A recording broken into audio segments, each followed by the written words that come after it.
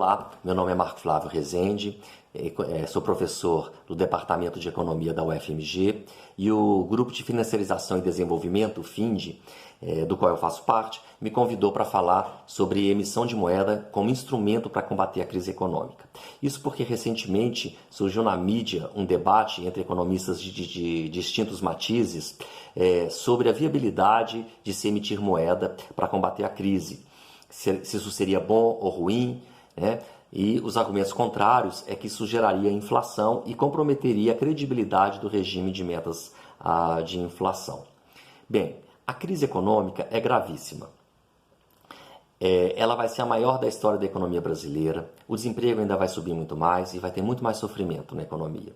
Então o governo já devia estar emitindo moeda desde março, nós já estamos em maio. As medidas de política econômica deveriam ter sido bem mais profundas e enérgicas do que tem sido até agora, infelizmente, né? Então vamos ao argumento. Por que eu acho que deve emitir moeda, né? E para que deve emitir moeda? Bom, emitir moeda para quê? Para colocar na mão de micro, pequenas e médias empresas,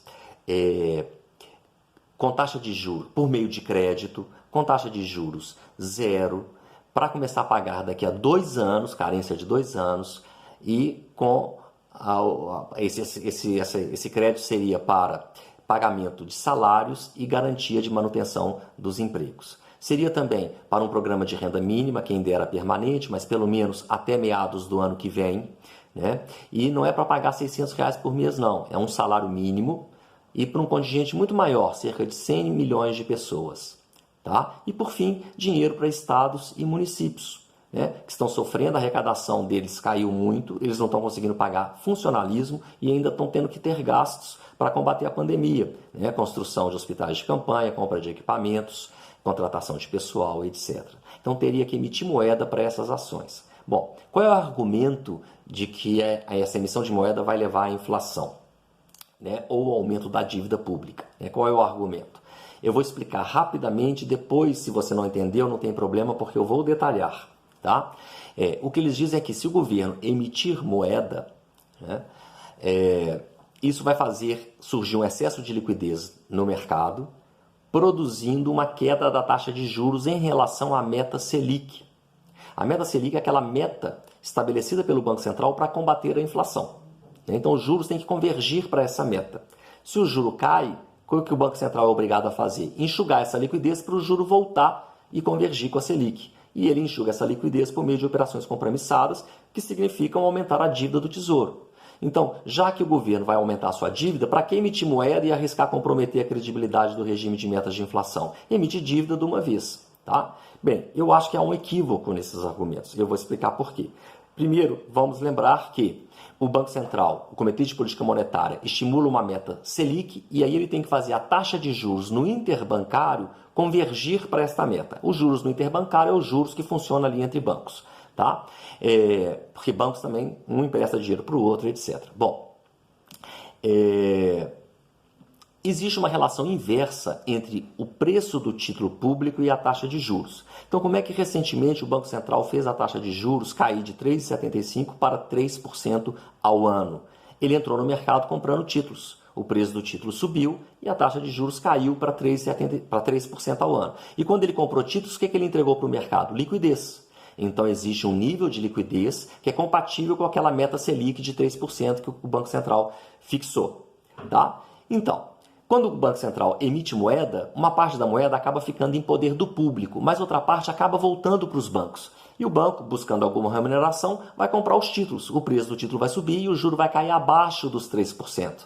Mas aí que está. Se o juro cair abaixo dos 3%, o Banco Central não precisa enxugar a liquidez vendendo compromissadas para voltar com os juros para 3%. E o que ele deve fazer é inverter e baixar a Selic.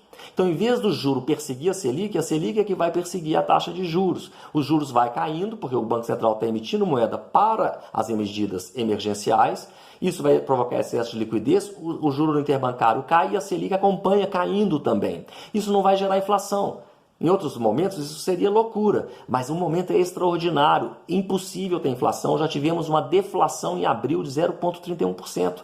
A crise é gravíssima, pessoal, não vai ter inflação. Então, o que deveria haver é um Banco Central mais responsável, que em vez de ficar fazendo reunião a cada 45 dias, que o Copom reúna a cada 15 dias para acompanhar o processo, emitindo moeda, e na medida em que, para as medidas emergenciais, e na medida em que essa emissão de moeda produz um excesso de liquidez e queda nos juros do interbancário abaixo da Selic, ele inverte, aí ele abaixa a Selic. Ao invés de buscar o juro convergir com a Selic é que vai convergir para baixo, encontrando a taxa de juros, ok? E isso não tem perigo nenhum, nem de gerar inflação, nem de tirar a credibilidade do regime de metas de inflação, porque não vai ter inflação. A crise é gravíssima, né? Além disso, há o argumento que isso pode produzir uma falta de credibilidade do regime de metas e, portanto, uma fuga para a liquidez, fazendo todo mundo comprar dólar e o preço do dólar disparar e a gente chegar na estagflação, que é recessão com inflação.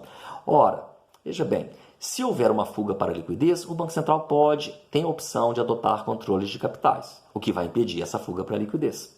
Então, tem medida para isso. Agora, ainda que não queira adotar essa medida, que é drástica, reconheço, né, ele pode, por causa da PEC do orçamento de guerra, administrar a curva longa de juros, né, administrando o preço dos títulos de médio e longo prazo e, portanto, permitindo que os detentores dessa dívida tenham alguma remuneração. Lá fora, a remuneração está muito mais baixa, é quase zero.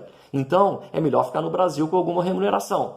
Agora, se isso não funcionar, além de o Banco Central ter as tradicionais operações de swap, reservas cambiais, etc., ele tem a opção de fazer controle de capitais. É por isso mesmo que tem que ter reuniões quinzenais do Comitê de Política Monetária, acompanhando a situação, baixando a Selic devagarzinho a cada 15 dias, e por causa da emissão de moeda, deixando a Selic ir baixando e acompanhando todo o processo, né? Eu termino dizendo que o Chile está com taxa de juros de 0,5% e o Peru com taxa de juros de 0,25%.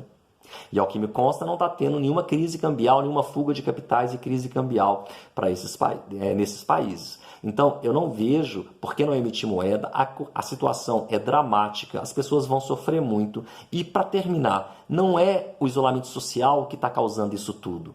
É a pandemia que vai causar, com ou sem isolamento social, a pandemia vai causar recessão. Isso aconteceu na gripe espanhola. Quem fez isolamento e quem não fez, teve recessão, né? Então, porque as pessoas param de consumir, né, com medo de pegar a gripe. Então, a recessão já existe. Quem está causando ela é a pandemia e a ausência de medidas enérgicas do governo, que insiste com um fiscalismo absurdo, achando ainda que estamos no período antes da crise. O mundo mudou e a equipe econômica do governo ainda não entendeu, infelizmente. Se cuidem, obrigado e se cuidem.